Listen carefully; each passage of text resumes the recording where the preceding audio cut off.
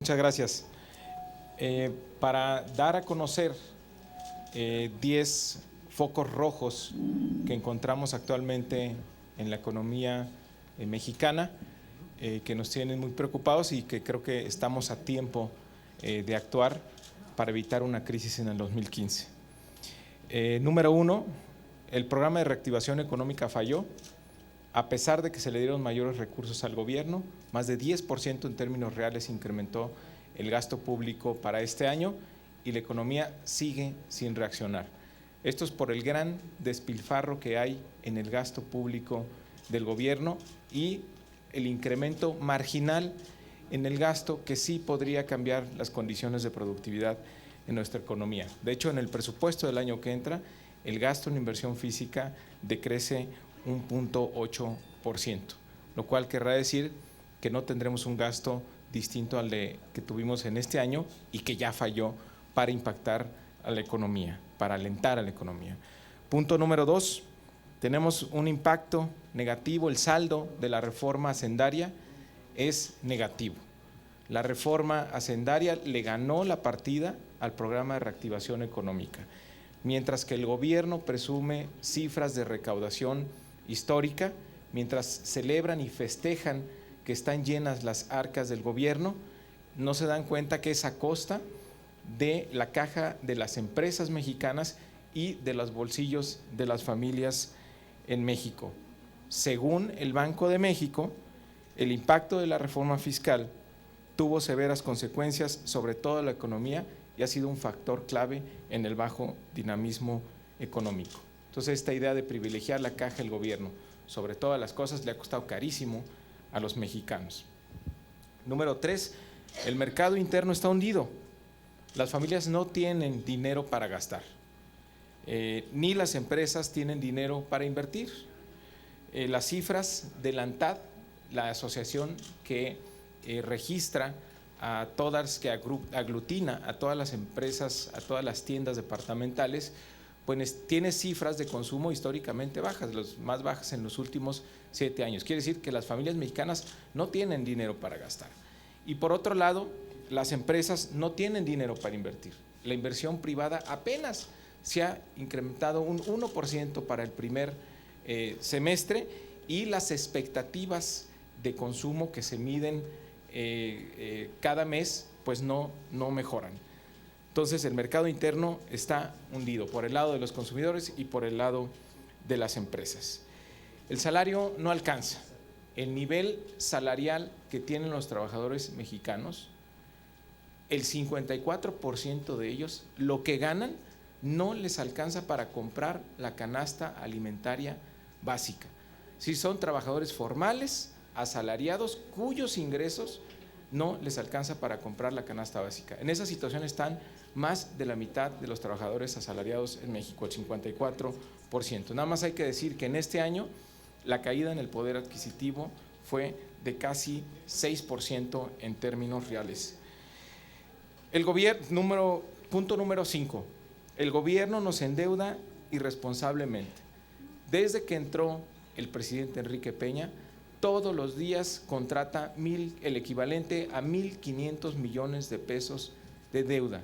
Esto ya suma el equivalente a 8 puntos del PIB y para el año que entra, como va a solicitar, ya solicitó este mismo nivel de endeudamiento, se va a llegar a una cifra histórica de 41% del PIB, un dato que no teníamos desde hace muchos años. Y esto ocurre porque no están dispuestos a revisar el tren de gasto que tienen, estamos manteniendo un tren de gasto insostenible porque la economía no está creciendo.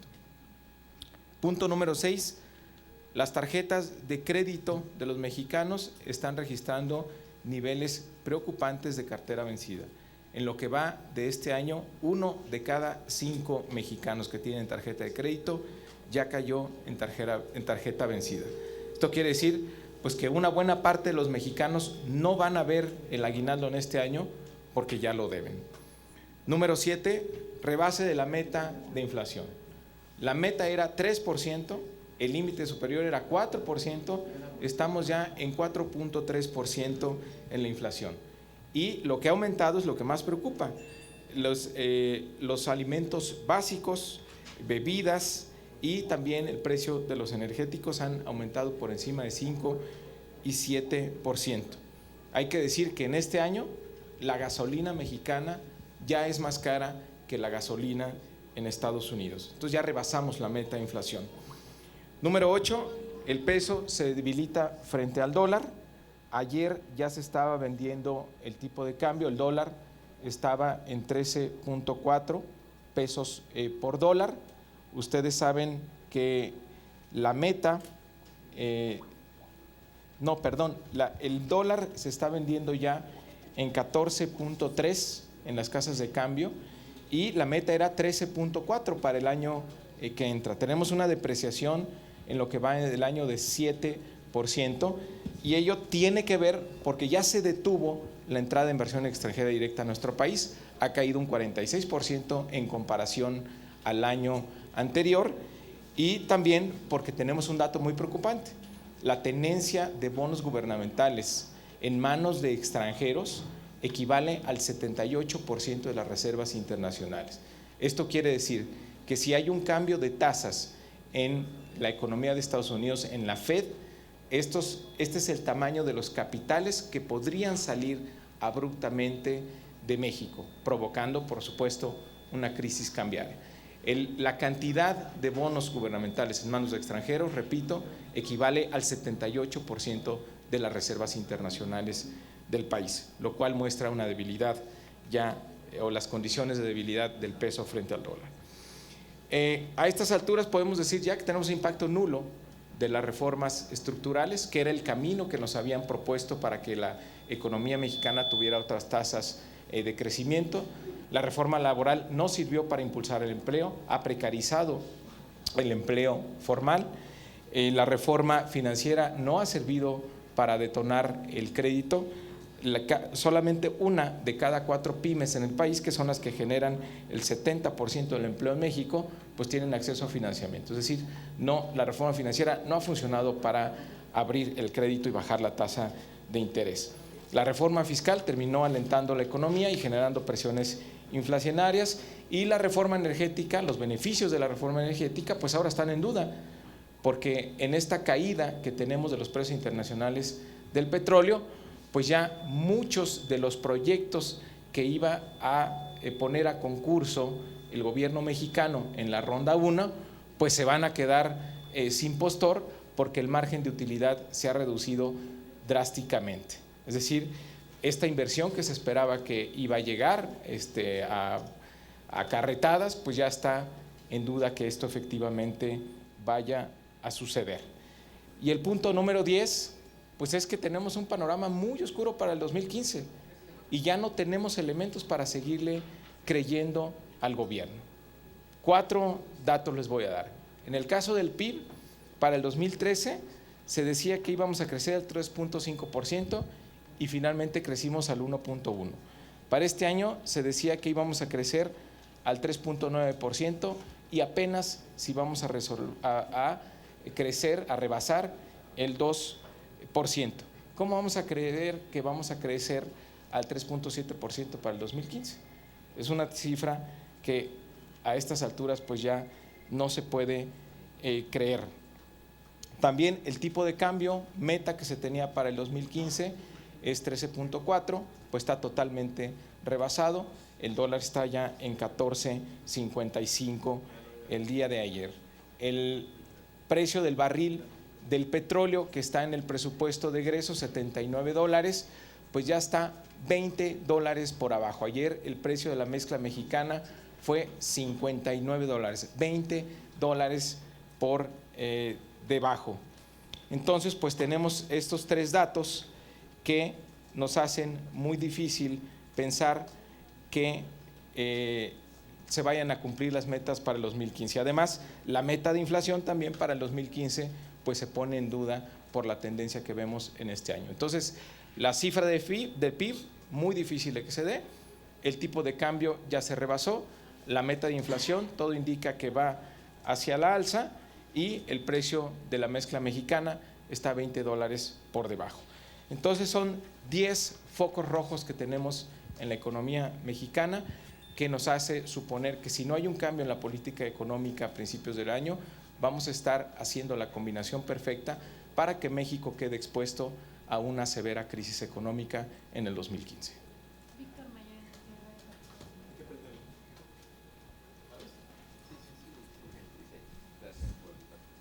Senador, tres preguntas. La primera tiene que ver con esta exposición que hace de la macroeconomía. El escenario que se perfila entonces, como usted bien lo señala, es que entremos a una crisis económica si no hay un cambio de dirección en la política del gobierno federal. Dos, ¿qué va a pasar con la reforma política del Distrito Federal? Otra vez se va a quedar en comisiones sin que se lleve al Pleno por falta de consensos entre las tres principales fuerzas políticas.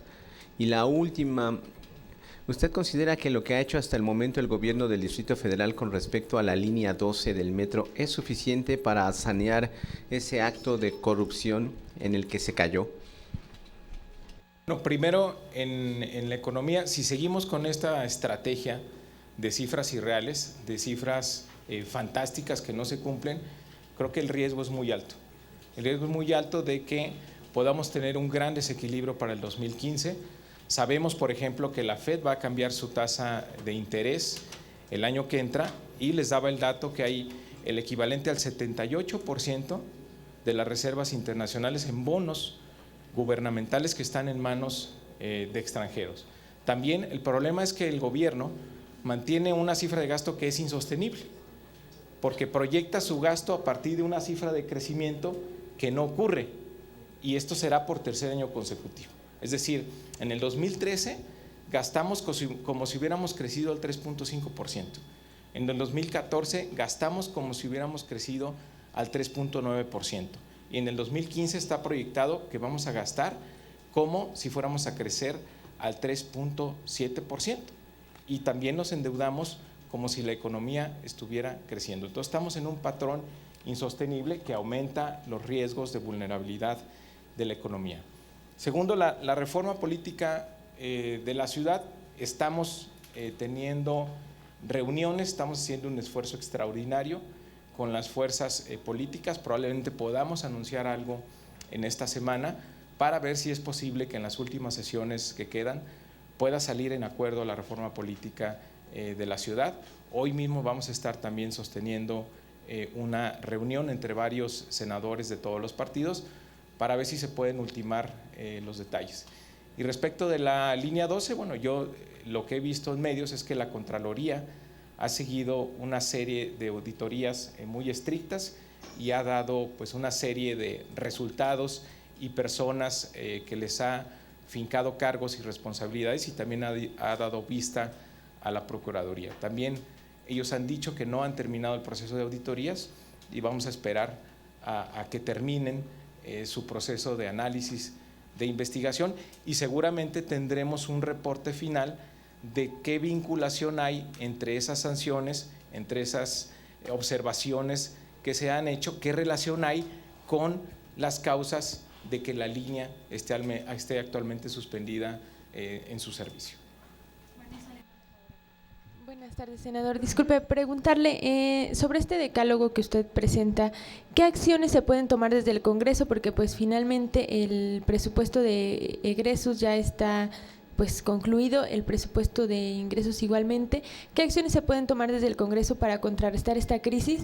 Y en otro tema quisiera preguntarle qué opinión le merece. El día de hoy el PAN publicó ya su lista de candidaturas a las alcaldías y uno de ellos puntualmente Villanueva, que va por San Miguel de Allende, ha sido señalado como relacionado con el narcotráfico.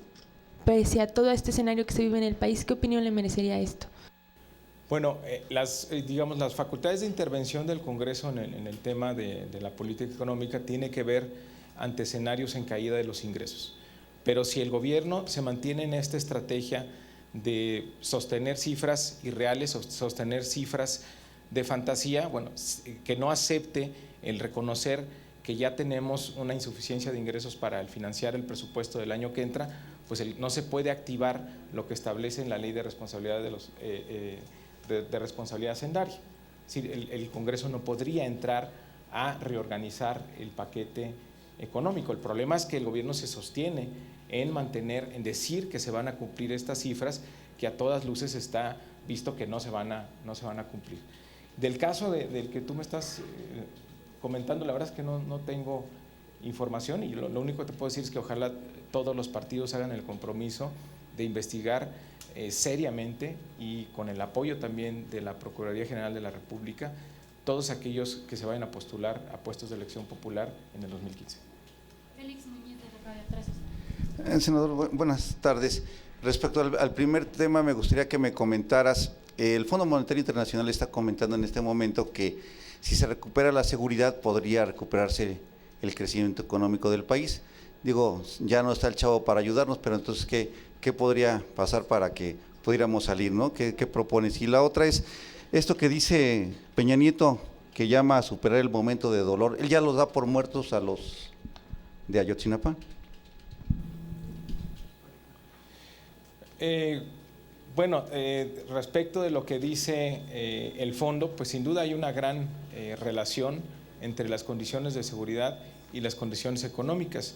Yo he sostenido que esta falta de crecimiento, que este estancamiento económico, pues es el caldo de cultivo para generar una sociedad más violenta. Hay mucho mayor frustración, pero también pues les da cancha libre esta impunidad al crecimiento de los negocios del crimen organizado.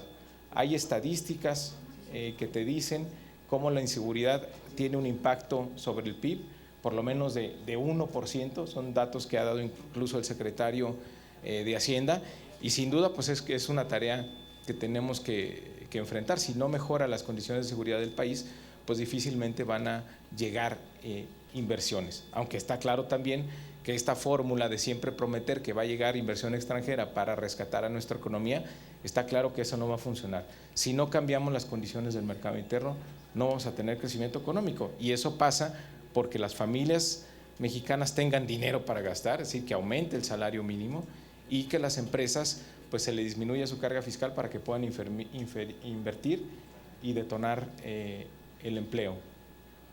Respecto a la posición del presidente Peña, bueno, yo creo que desde un principio no ha sabido cómo enfrentar esta crisis. Lo vemos en su decálogo, que es un decálogo pues totalmente fuera de lo que el país necesitaba. Se presenta más como un evento mediático de televisión y con muy poco contenido de fondo para cambiar la realidad que tiene nuestro país.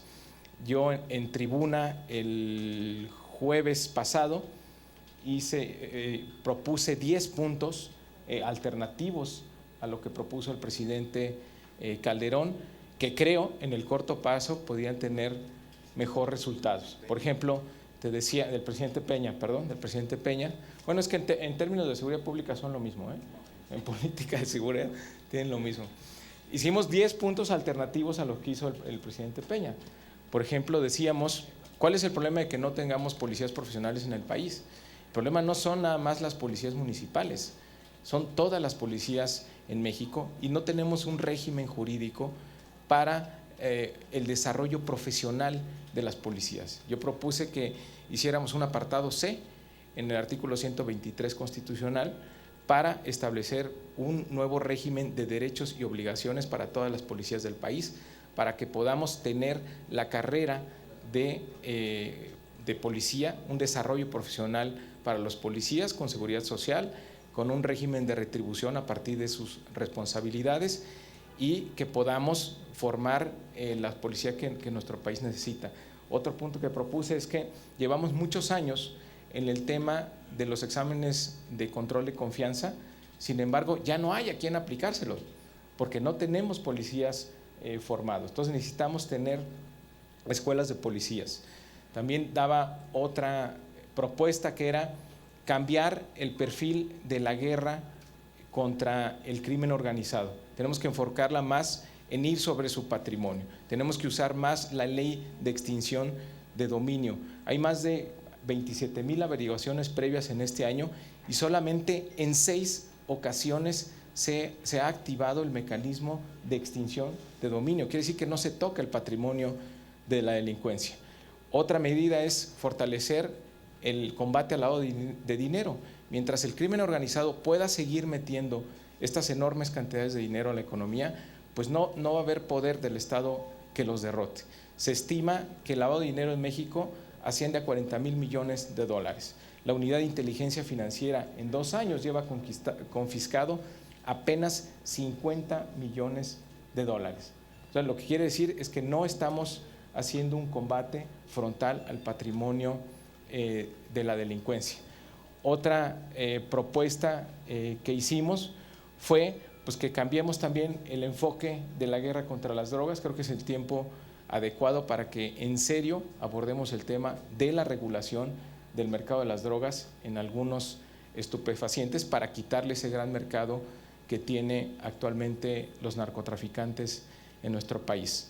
Otra propuesta que hicimos fue que salvemos a los jóvenes de las garras de la delincuencia. Tenemos 1 millón de jóvenes al año que abandonan el sistema educativo y desafortunadamente muchos se están involucrando con el crimen porque no hay oportunidades para ellos. El dato más grave, más doloroso que tiene México es que para esta generación de jóvenes la expectativa de vida se ha reducido 1 año y la principal causa de muerte entre los 20 y 25 años es el homicidio. Tenemos que hacer un gran programa de rescate a los jóvenes. Otro punto que dijimos fue hacer una evaluación seria sobre el federalismo mexicano. Tenemos que revisar la problemática que tiene actualmente el municipio, no solo es en términos de seguridad, también es en términos económicos. Según la propia agrupación de municipios del país, el 60% de ellos está en condiciones de insolvencia económica. Es decir, el municipio está en una crisis mucho más grave que nada más la de seguridad. Y así hicimos 10 puntos de propuestas alternativos que podrían tener un mayor impacto en el corto plazo. Senador, yo quisiera preguntarle en la cuestión de la reactivación económica, ¿qué papel deben de jugar tanto la banca privada como la banca de desarrollo, considerando el contexto de la reforma financiera que se dijo iba a impulsar el crédito para las pequeñas y medianas empresas? Y en el tema de la reforma política del DF, ahora, ¿cuáles son los temas que están deteniendo su aprobación?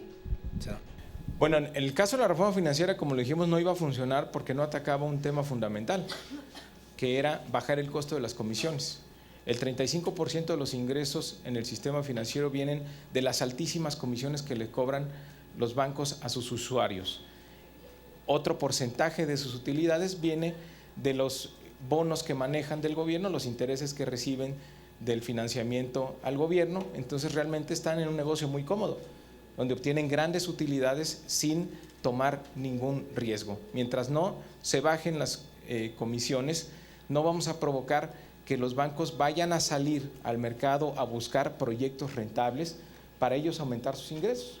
Sin tomar riesgo, sin ellos tomar ningún riesgo, pueden tener grandes utilidades, pues no son los incentivos correctos para detonar el crédito. Tenemos un sistema financiero que no le sirve al país, tiene muy buenos indicadores de capitalidad y muy buenos indicadores a nivel internacional, pero pues es un coche que no podemos utilizar en nuestro país. Se tienen que cambiar los incentivos. Eso fue lo que no atacó la reforma financiera y por eso no hay crédito para provocar una reactivación económica en nuestro país.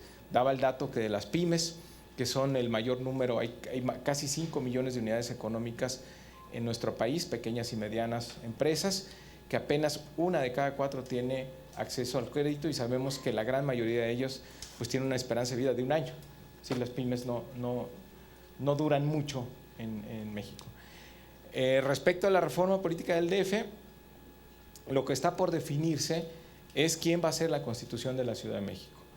Como está actualmente el dictamen, es que la Asamblea Legislativa electa para el 2015 se le den atribuciones extraordinarias para que se convierta en Asamblea Constituyente. Sin embargo, esto es una gran contradicción y podría poner en serios aprietos de legitimidad a la Constitución que se va a hacer, pues que es el documento más importante en la historia de la Ciudad de México, y que lo que se hace en estos casos es elegir una asamblea constituyente especialmente para tal fin, con un mandato único, con una temporalidad limitada y que tenga toda la legalidad y legitimidad para hacer y redactar la Constitución de la Ciudad de México. El PRI lo que quiere pues es que sea la Asamblea Legislativa del 2015, apostando a una coyuntura política en el 2015, donde ellos puedan tener ventaja y puedan decidir el documento fundamental de la Ciudad de México, que sería la Constitución. En cambio, una Asamblea Constituyente te garantizaría que tuvieras una composición plural que sea más reflejo de lo que somos la ciudad, y con ello tener plasmado en la Constitución pues los mejores sueños, aspiraciones, derechos, libertades y obligaciones que queremos los capitalinos. Muchas gracias.